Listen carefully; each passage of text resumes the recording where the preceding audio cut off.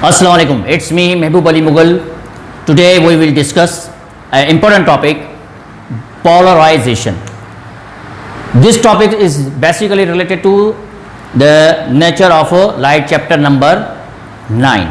तो सबसे पहले before coming to the topic, light waves or electromagnetic waves, ये हमें जेम्स क्लैरिक मैक्सवेल ने बताया था. Light waves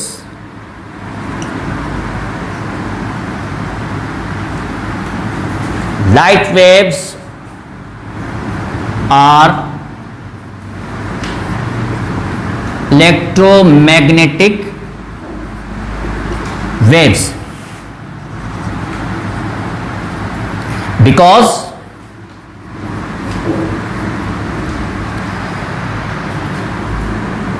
it consists electric field vector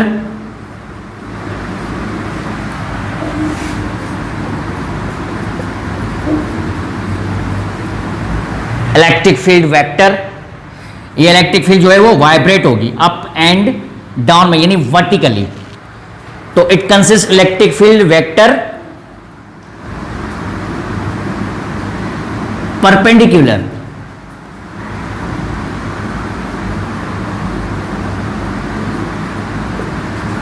to the magnetic field vector. Magnetic field vector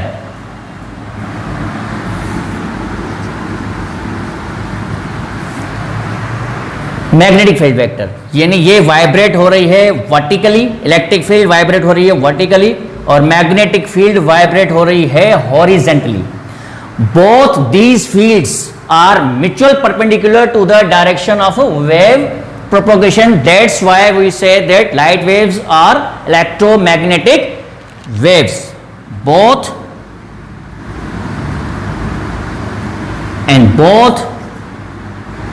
fields are mutual perpendicular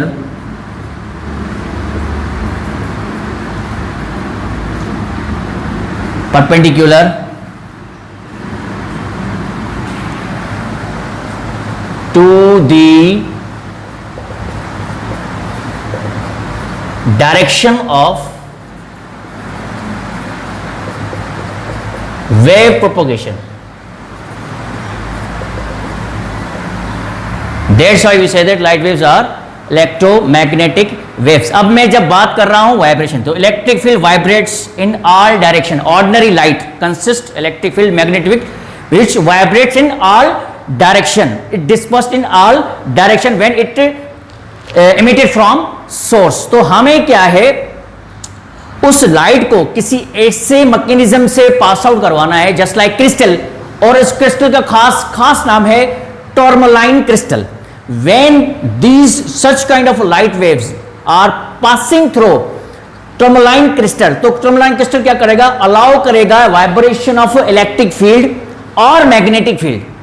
सही है, electric field और magnetic field only in one dimension और one plane. तो उस process को हम कहते हैं पोलराइजेशन.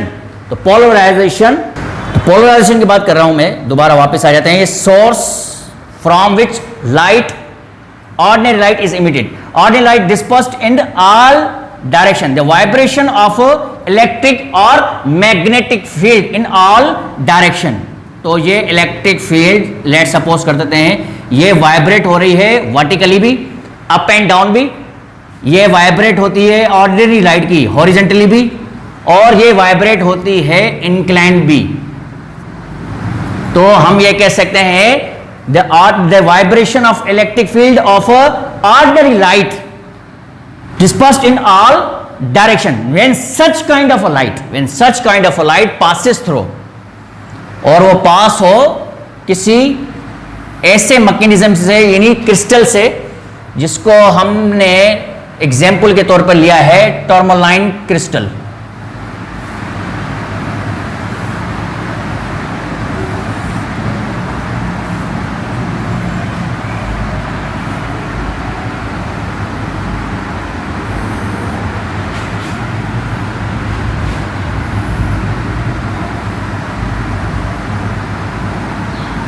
अब टर्मिनल क्रिस्टल की ये प्लेस्ड है वर्टिकली, वर्टिकली तो उसकी जो डायमेंशन है वो भी वर्टिकल है। इसका मकसद है ये ऑर्डिनरी लाइट जब इससे पास होगी, ट्रांसमिट होगी, तो ये सिर्फ और सिर्फ अलाउ करेगा इलेक्ट्रिक फील्ड और मैग्नेटिक फील्ड की वाइब्रेशन, कौन सी वाली, सिर्फ और सिर्फ वर्टिकल। तो दिस टर्मोलाइन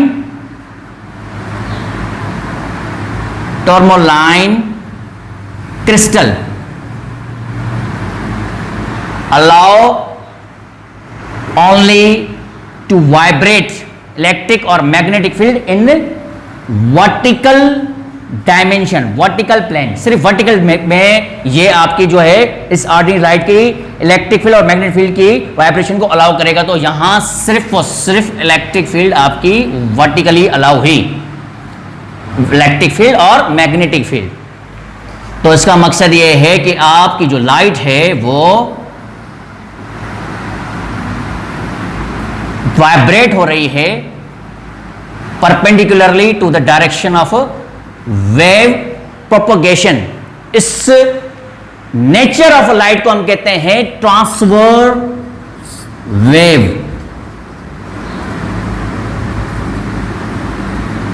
तो यहां से हमें एक और आइडिया आ गया कि पोलराइजेशन जो है वो हमें ट्रांसफर नेचर ऑफ लाइट को इन हाईलाइट करता है। पोलराइजेशन यानी through polarisation phenomena we can say that light is a transfer wave. यहां पर इसकी ट्रांसफर नेचर जो है वो हाईलाइट हो रही है when it passes through terminal crystal. तो यहां से अब हमें आइडिया आ गया कि when ordinary light dispersed in all direction, यानी वाइब्रेशन ऑफ इलेक्ट्रिक और magnetic field vibrate in all direction, when such kind of a light passes through tourmaline crystal which allow the vibration of electric or magnetic field only in one plane or dimension, such kind of a phenomena is called polarization। और इस crystal को हम कहते हैं polariser.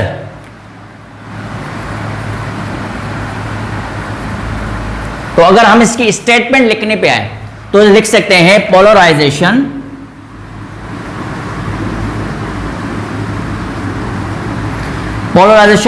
Is the phenomena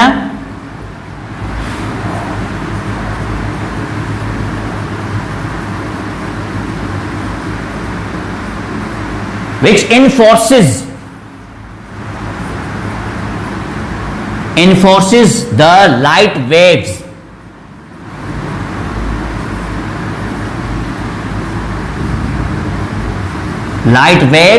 to vibrate only in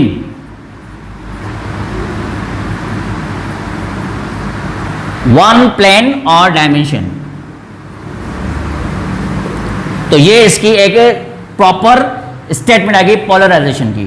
तो again वापस इसका मकसद ये है कि अगर हम ये कह सकते हैं कि पोलराइजेशन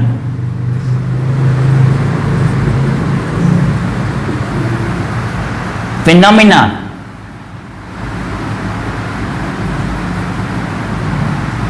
describes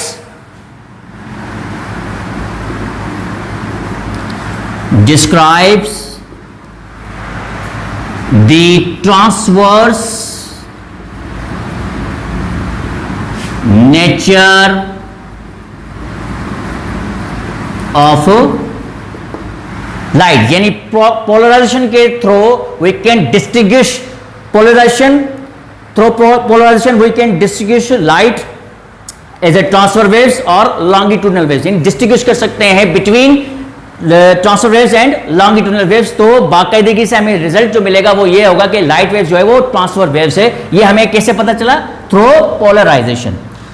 तो पोलराइजेशन मैकेनिज्म बड़ा सिंपल है। अब आ जाते हैं एक और, अगर मिसाल तौर हम क्रिस्टल यूज करें parallel to the first one, अगर हम लेट सपोज करते हैं एक और क्रिस्टल यूज करते हैं,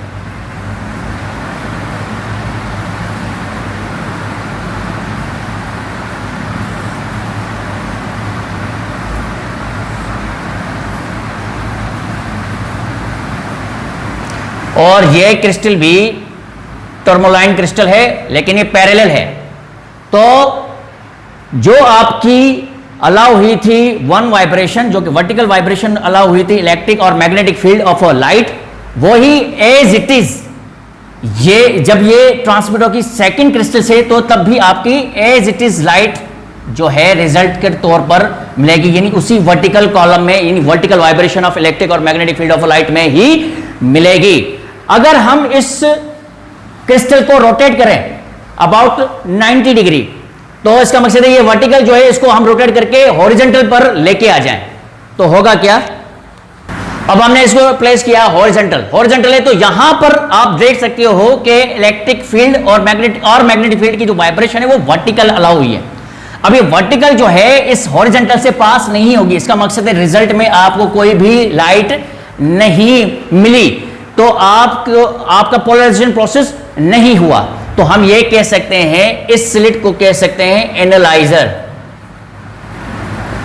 इसकी रोटेशन के तहत हम ये कह सकते हैं कि जो आपकी वन वाइब्रेशन ऑफ लाइट जो है आइदर वर्टिकल और हॉरिजॉन्टल और इंक्लाइन, तो जिस डायरेक्शन में आपको ऑलरेडी लाइट मिली है फ्रॉम फर्स्ट क्रिस्टल से पास आउट होके, वो ही आपको मिलनी चाहिए, उसी डायरेक्शन में मिलनी चाहिए। अगर हम इसको रोटेट करते जाएंगे तो आपको जो लाइट की जो पोलराइजेशन इफेक्ट है वो डिक्रीज होता मिलेगा। तो transfer wave polarisation phenomena describe the nature of transfer nature of light. अब यहां से हमें आइडिया एक और हो गया। अब इसका प्रैक्टिकल एग्जांपल, ये पोलराइजेशन हमें कहां हेल्प करती है।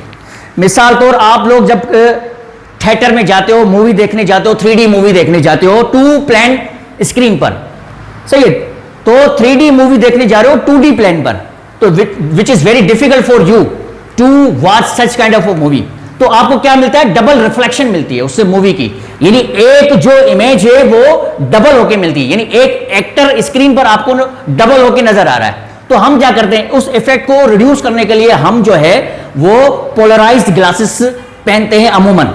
तो फिर क्या होता है कि जो इररिलेवेंट अननेसेसरी रिफ्लेक्शन है वो अवॉइड हो जाती है, और फिर आपको जो इमेज है वो सिंगल ही नजर आती है और क्लियर नजर आती है। यानी अननेसेसरी रिफ्लेक्शन ऑफ लाइट को पोलराइजेशन मेथड के जरिए रिमूव किया जा सकता है बाय यूजिंग पोलराइज्ड ग्लासेस। अब क्वेश्चन आता है ये कैसे करता है? मैंने अभी आपको बताया कि ये कैसे करता है। भाई ये जो आपकी इलेक्ट्रिक और मैग्नेटिक फील्ड जो कि वर्टिकल वाइब्रेशन है, वर्टिकल वाइब्रेशन ऑफ इलेक्ट्रिक और magnetic field of a light, इसको कन्वर्ट करता है into the horizontal vibration of electric और मैग्नेटिक फील्ड ऑफ लाइट। तो जब ये वर्टिकल वाइब्रेशन को कन्वर्ट करता है हॉरिजॉन्टल वाइब्रेशन में, तो होगा क्या?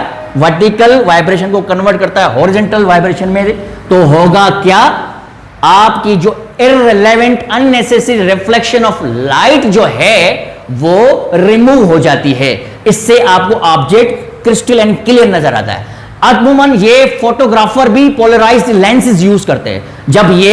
जब पानी के अंदर सरफेस की मछलियों की जो उनको फोटोग्राफिक यानी फोटो निकालना है, इमेज निकालना है, तो लाइट अगर किसी वाटर सरफेस पर स्ट्राइक करेगी तो जाहिर रिफ्लेक्ट करेगी तो रिफ्लेक्ट इनटू द आई, यानी उस कैमरा पे लगेगी, कैमरा लगेगी तो वो इमेज क्लियर नहीं आती। तो पोलराइज्ड ग्लास यूज करने से क्या होता है? अननेसेसरी रिफ्लेक्शन को अवॉइड किया जाता है। तो क्या होगा? जो आपकी रिफ्लेक्शन के तहत जो आपकी इमेज वाटर वेव की अपर लेयर की आ रही थी वो नहीं आएगी, अब इनसाइड ऑफ वाटर जो भी चीज है आपको क्रिस्टल नजर आएगी। यह पोलराइजेशन का फायदा है। तो हम जो है पोलराइजर यानी पोलराइजेशन जो है as a polarised glasses, photography और काफी चीजों पर हम जो है वो प्रैक्टिकल यूज करते हैं। अब पोलराइजेशन के जो हमने जो पोलराइजेशन डिस्कस की है वो की है प्लेन पोलराइजेशन। इसमें 1 डायमेंशन है। अगर ये मोर देन 1 डायमेंशन हो या 1 प्लेन हो तो हम उस पोलराइजेशन को कहते हैं सर्कुलर पोलराइजेशन। यानी हमने जो डिस्कस किया है वो किया है plane polarisation.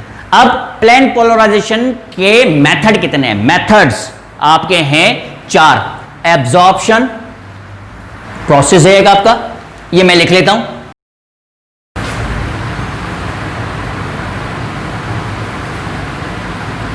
Methods of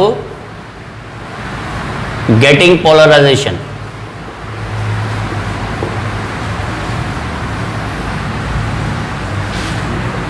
First one, absorption. Second one, reflection.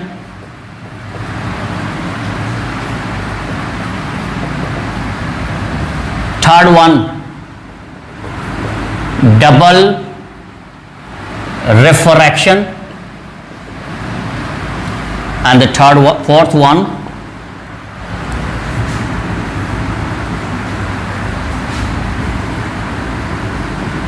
scattered. तो ये आपके मेथड्स हैं, मेथड्स ऑफ पोलराइजेशन। तो यहाँ हमने काफ़ी चीज़ें डिस्कस कर दी।